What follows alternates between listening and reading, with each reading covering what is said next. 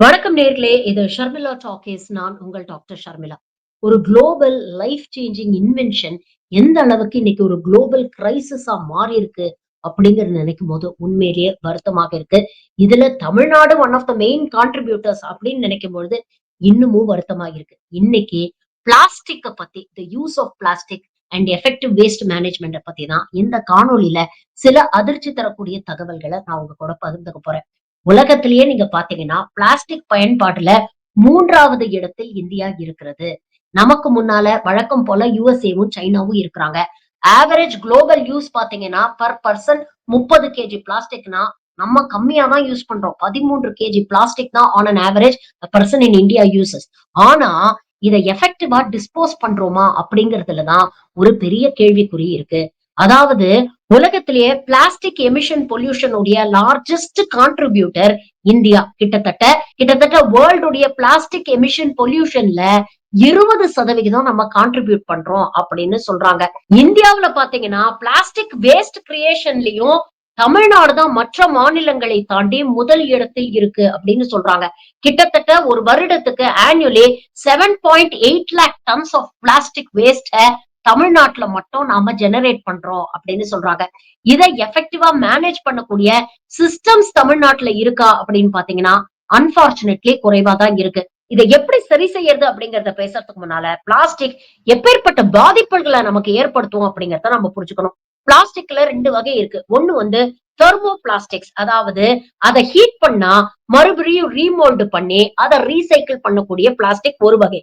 இன்னொரு வகை பாத்தீங்கன்னா தெர்மோசெட்ஸ், அதாவது ஒரு முறை தான் யூஸ் பண்ண முடியும், அதை ரீசைக்கிள் பண்ண முடியாது. இப்படி 2 வகை பிளாஸ்டிக்ஸ் இருக்கு. இதுல இந்தியாவை பொறுத்த வரைக்கும் பாத்தீங்கன்னா நம்மளுடைய பிளாஸ்டிக் பயன்பாட்டுல 12% மட்டும் தான் நாம ரீசைக்கிள் பண்றோம். 20% நாம எரிச்சிடுறோம். மீதி இருக்கக்கூடிய கிட்டத்தட்ட 70% வேஸ்ட்லேண்ட்ல கொண்டு போய் டம்பிங் யார்ட்ஸ்ல கொண்டு போய் நாம கொட்டுறோம். அது என்ன ஆகுதுன்னா சாயிலோட சேர்ந்து மக்கி மைக்ரோ பிளாஸ்டிக்ஸ், நானோ பிளாஸ்டிக்ஸா மாறி நம்மளுடைய நிலத்திலையும் நம்மளுடைய சுவாசிக்கக்கூடிய அந்த காற்றுலையும் கலக்குது. இதை நாம சுவாசிக்கிறதுனாலயோ இல்ல மண்ணுக்கு அடியில போய் சேர்ந்து அதை நாம உட்கொள்வதனாலயோ மனித உடம்பில் இது ஏகப்பட்ட பாதிப்புகளை ஏற்படுத்துது. இந்த மைக்ரோ நானோ பிளாஸ்டிக்ஸ நாம பிரீத் பண்றதுனாலயோ இல்ல இன்ஜெஸ்ட் பண்றதுனாலயோ உடம்புல பாத்தீங்கன்னா liver, kidney, lungs, heart, brain, நம்ம டைஜஸ்டிவ் சிஸ்டம் இப்படி ஒண்ணு விடாம எல்லாத்துலயும் பாதிப்புகளை ஏற்படுத்தும். சமீபத்துல நீங்க செய்திகள்ல கூட பார்த்திருப்பீங்க.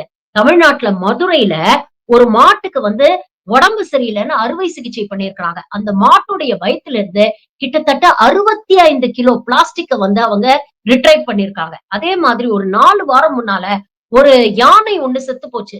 என்ன காரணத்தினால செத்து போச்சு அப்படின்னு போஸ்ட்மார்ட்டம் பண்ணி பார்க்கும் பொழுதுதான் அதோடைய வயத்துக்குள்ள கிட்டத்தட்ட 5 கிலோக்கு மேல பிளாஸ்டிக் இருந்தது அப்படின்னு கண்டுபிடிச்சிருக்காங்க. அப்போ அனிமல்ஸ்க்கே இந்த நிலைமைனா ஹியூமன் பாடிய நாளடைவுல இந்த மைக்ரோ நானோ பிளாஸ்டிக்ஸ் எந்த அளவுக்கு பாதிக்கும் அப்படிங்கறத யோசிச்சு பாருங்க. இதனால ஹார்மோனல் இம்பேலன்சஸ் வரும். இதனால குழந்தை பேருல கூட பாதிப்புகள் ஏற்படும் அப்படின்னு அதிர்ச்சி தரக்கூடிய சயின்டிபிக் ரிசர்ச்சஸ் இன்னைக்கு வெளியாயிட்டு இருக்கு.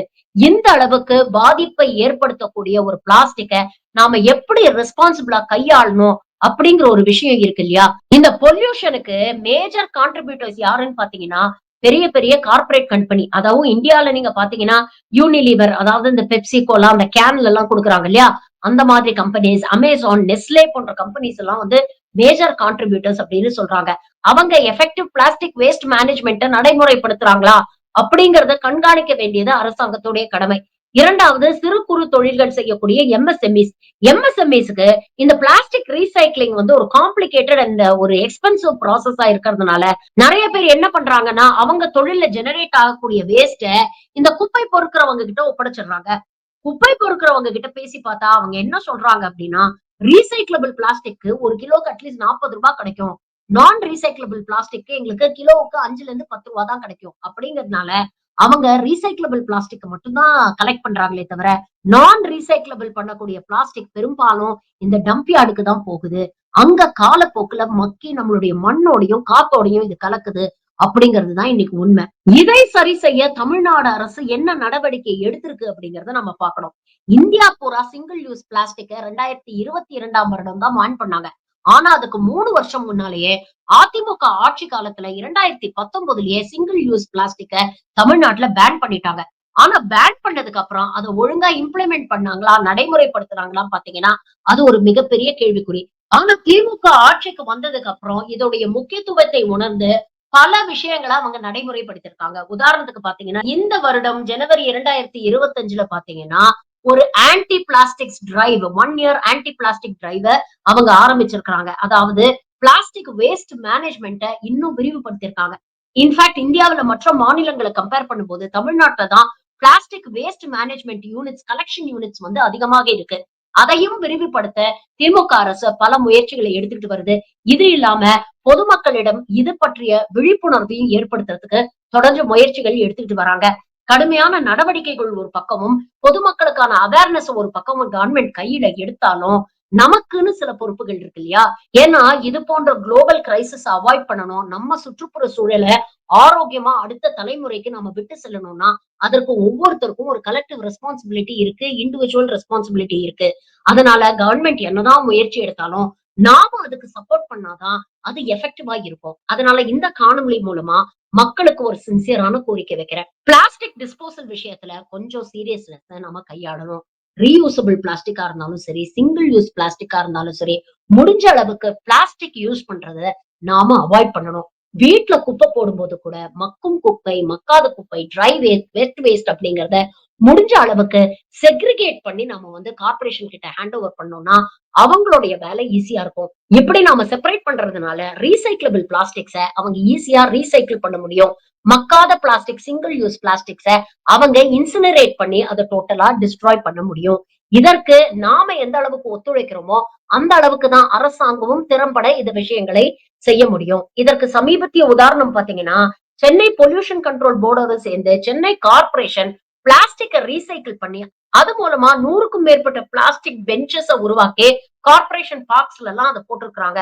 சோ முடிஞ்ச அளவுக்கு நாம அரசாங்கத்தோட ஒத்துழைச்சோம்னா, இது போன்ற விஷயங்கள மெதுவா குறைக்க முடியும் அப்படிங்கிறது ஒரு விஷயம். 2வது நம்ம வீட்ல இருக்கக்கூடிய குழந்தைகளுக்கும் இந்த விழிப்புணர்வை நாம ஆரம்பத்திலிருந்தே ஏற்படுத்தணும். 5ல வளையாதது 50ல் வளையாது. சின்ன பிள்ளையில இருந்தே பிளாஸ்டிக் அவாய்ட் பண்ண நம்ம வீட்ல இருக்கக்கூடிய பிள்ளைங்களுக்கு கத்துக் கொடுங்க. இது ஒண்ணும் பெரிய கம்பசூத்திரம் கிடையாது. இல்ல இதுக்குன்னு தனியா மெனக்கெட்டு நம்ம சில விஷயங்கள் செய்யணும் அப்படிங்கிற அவசியம் இல்ல.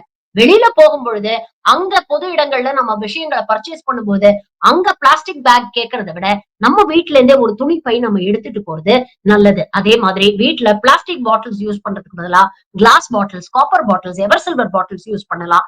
இதெல்லாம் சின்ன வயசுல இருந்தே நம்ம அவங்களுக்கு பழக்கி விட்டோம்னா, அவங்களுக்கும் என்வாயர்ன்மெண்ட்ட சேஃபா வச்சுக்கணும், ஆரோக்கியமா வச்சுக்கணும் அப்படிங்கிற ஒரு அவேர்னஸ் கிரியேட் ஆகும். இதெல்லாம் எதுக்கு நான் இவ்ளோ இன்சிஸ்ட் பண்ணி சொல்றேன் அப்படின்னா, 2040க்குள்ள குளோபல் பிளாஸ்டிக் பொல்யூஷன் 3 மடங்காகிவிடும் அப்படின்னு ஆய்வாளர்கள் சொல்லியிருக்காங்க. அது மட்டும் இல்ல 2050க்குள்ள இதே நிலை தொடர்ந்ததுன்னா, கடல்ல மீன்களுடைய எண்ணிக்கையை தாண்டி பிளாஸ்டிக் உடைய எண்ணிக்கை தான் அதிகமா இருக்கும் அப்படிங்கிற ஒரு அதிர்ச்சி தரக்கூடிய தகவலையும் சொல்லியிருக்காங்க. அரசாங்கம் தரப்புல இருந்து எத்தனையோ முயற்சிகளை எடுத்துக்கிட்டு இருக்காங்க. ஆனா அந்த முயற்சிகள் வெற்றி பெறணும்னா, அதுக்கு நம்மளுடைய ஆதரவும், நம்மளுடைய கோஆப்பரேஷனும் தேவை. அதனால நம்ம சுற்றுப்புற சூழல ஆரோக்கியமா, பாதுகாப்பா வச்சுக்கிறது நம்மளுடைய கடமை. அப்படிங்கிறத உணர்ந்து ஒவ்வொருத்தரும் செயல்படணும் அப்படிங்கிறது தான் இந்த காணொளியுடைய நோக்கம். நன்றி.